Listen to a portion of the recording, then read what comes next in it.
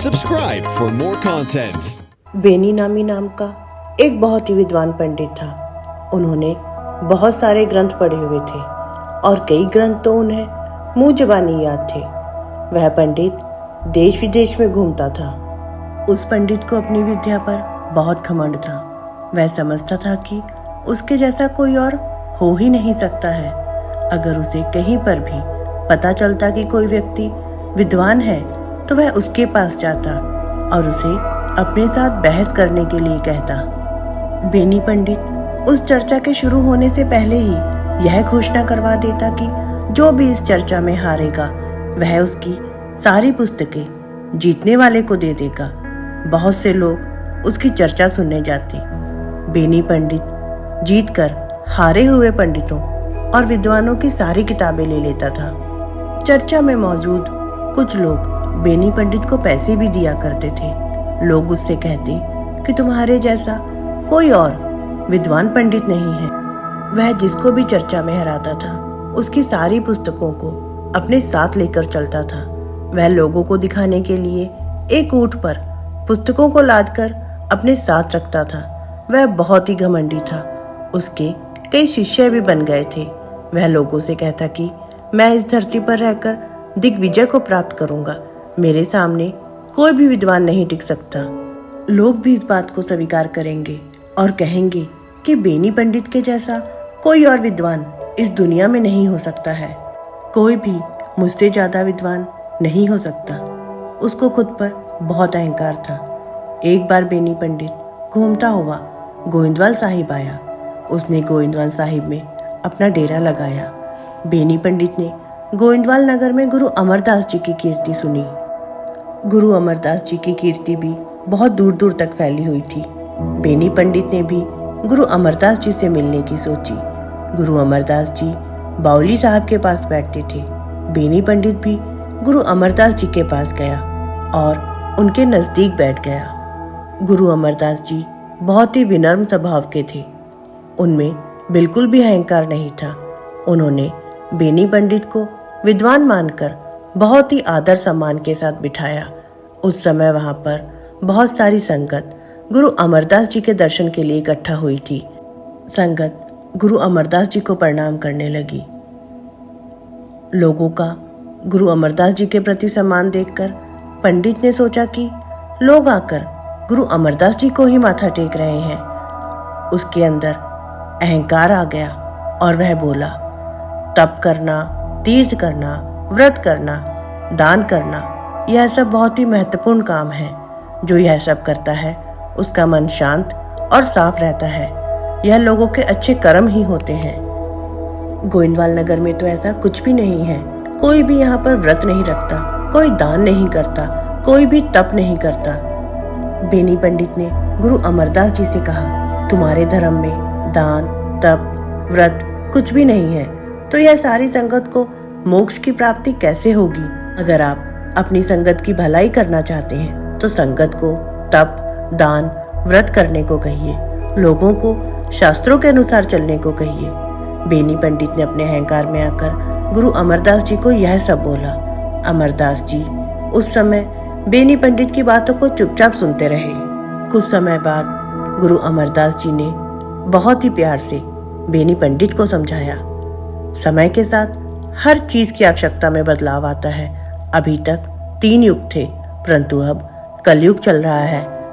अब हम अपनी संगत को कलयुग के हिसाब से उपदेश देते हैं। कलयुग के लोगों की उम्र बहुत कम रह गई है। पहले लोग हजारों सालों तक जीवित रहते थे परंतु अब कलयुग के लोग 100 वर्षों से भी कम जीवित रह रहे हैं। इनको हम हजारों साल का तप करने को कैसे कह सकते हैं। अन्न के बिना इंसान जीवित नहीं रह सकता तो हम अपनी संगत को व्रत रखने को कैसे कहें। हम लोगों को उनकी पारिवारिक जिम्मेदारियों को छोड़कर जंगल में जाकर तपस्या करने के लिए कैसे कह सकते हैं। इस कलयुग के समय में अगर लोग थोड़ी देर भी सच्चे दिल से ईश्वर के नाम का जाप कर लें तो वह उनके लिए बहुत ही अच्छा है। हमने अपनी संगत को कर्म कांडों में नहीं डालना है। इतनी कम उम्र में उन्होंने अपने परिवार का पेट भरना है, धन कमाना है, अपनी जिम्मेदारियों को पूरा करना है। फिर जो तुम बोल रहे हो वह कैसे हो सकता है। इस कलयुग के समय में कर्मकांडों के साथ कोई भी पदवी नहीं मिल सकती है। इस समय तो सिर्फ ईश्वर के नाम का सिमरन ही बहुत है, ईश्वर की सेवा बहुत है। अगर हम सच्चे दिल से ईश्वर के नाम का जाप करेंगे तो वह हमारे लिए सबसे उत्तम होगा। ईश्वर के नाम के बिना कोई भी मुक्ति को नहीं पा सकता। जिस तरह हम रेत में से तेल नहीं निकाल सकते, उसी तरह बिना ईश्वर के सिमरन और नाम के बिना तप, व्रत, दान सब बेकार है। अहंकार से पाप शुरू होते हैं। गुरु अमरदास जी तो अंतर्यामी थे। उन्होंने बेनी पंडित से आगे कहा, पंडित जी, आपने जो विद्या पढ़ी है, आप अपने साथ ऊँटों पर उन पुस्तकों को लेकर चलते हैं। आपके दोनों ऊँटों पर पुस्तकें लदी रहती हैं। आप जिसके साथ भी बहस करते हैं उसकी पुस्तकें छीन लेते हैं। ज्ञान का मतलब तो दूसरों की जिंदगी में प्रकाश करना होता है, उनके ग्रंथों को छीनना नहीं होता है। आप तो खुद ही अंधेरे में जी रहे हैं, तो आप दूसरों को अंधेरे में से कैसे निकालेंगे? आप में तो खुद ही इतना अहंकार भरा हुआ है और आप लोगों को अहंकार छोड़ने के बारे में बता रहे हैं। जब तक आप अपने मन को नहीं जीत सकते तो लोगों को कैसे जीतेंगे? लोगों को जीतकर आपको क्या मिला? बेनी पंडित सोचने लगे कि गुरुजी बिल्कुल ठीक कह रहे हैं। मुझे अपनी विद्या के कारण ही अहंकार हुआ है। विद्या को पढ़कर मैंने जो परोपकार करना था, दूसरों की भलाई करनी थी, परंतु मेरे अंदर तो अहंकार आ गया है। मैंने तो लोगों के ग्रंथ ही छीन लिए। बेनी पंडित ने गुरु अमरदास जी से कहा, गुरुजी, मैंने विद्या तो बहुत पढ़ी है, परंतु मेरे मन में भक्ति की भावना नहीं है। लोगों के साथ बहस कर कर उनको हरा कर मैं बहुत अभिमानी हो गया हूँ। गुरुजी, आप मुझ पर कृपा कीजिए और आप ही मुझे बताइए कि मैं अपने मन पर कैसे काबू पा सकता हूँ। काम, क्रोध, लोभ, मोह, अहंकार को कैसे दूर कर सकता हूँ? अब आप ही मुझे शिक्षा दीजिए। इतना बोलकर बेनी पंडित गुरु अमरदास जी के चरणों में गिर गए। गुरु अमरदास जी ने बेनी पंडित पर कृपा की और बेनी पंडित को सच्चे मार्ग पर चलने का ज्ञान दिया। गुरु अमरदास जी ने बेनी पंडित से कहा, पंडित जी, आपने कभी सोचा है कि यह मन ग्रस्त है या उदासी? यह मन इतना चंचल क्यों है? क्यों यह अहंकार के रास्ते पर चला गया?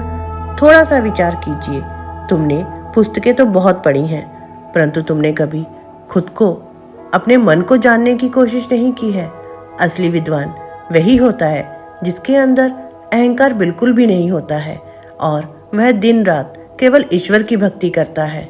वही असली विद्वान होता है जो अपने गुरुजी की शिक्षा के रास्ते पर चलता है और वही ईश्वर के चरणों में जगह पाता है।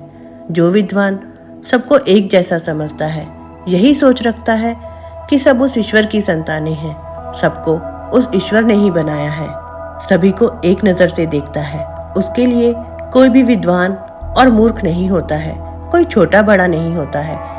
वह विद्वान ही असली विद्वान होता है। उसी विद्वान पर ईश्वर की कृपा होती है और उसे मुक्ति की प्राप्ति होती है। ईश्वर के नाम का जाप करना सभी शास्त्रों को मानने से ऊपर है। गुरु अमरदास जी के शब्दों को सुनकर बेनी पंडित का अहंकार टूट गया। वह सोचने लगा कि गुरु अमरदास जी बिल्कुल सत्य कह रहे हैं। गुरु अमरदास जी ने बेनी पंडित से कहा, पंडित जी, आप इस गोविंदवाल की धरती पर आकर अपना दुख यहीं पर छोड़कर जा रहे हैं। गुरु अमरदास जी ने बेनी पंडित को अगले कई जन्मों का ज्ञान दिया। कई दिनों तक पंडित बेनी गुरु अमरदास जी के पास गोविंदवाल साहिब की धरती पर रुके। जो पुस्तकें बेनी पंडित अपने साथ ऊँटों पर लाद कर लाए थे, उन्होंने उनको व्यास नदी में बहा दिया और अपना सारा अभिमान छोड़ दिया। गुरु अमरदास जी के ज्ञान से बेनी पंडित ने अपने अहंकार को दूर किया। दोस्तों, अगर हमारे पास कोई गुण है तो हमें उसका अहंकार हो जाता है। हमें ऐसा नहीं करना चाहिए। हमें अपने अहंकार को छोड़कर अपने ज्ञान को लोगों की भलाई के कामों में लगाना चाहिए, जिससे समस्त दुनिया का भला हो। तो दोस्तों, आपको हमारी आज की साखी कैसी लगी? आप प्लीज हमें कमेंट बॉक्स में जरूर बताइए और प्लीज हमारे इस चैनल को लाइक, शेयर और सब्सक्राइब जरूर कीजिए। कल फिर से मिलते हैं एक नई साखी के साथ।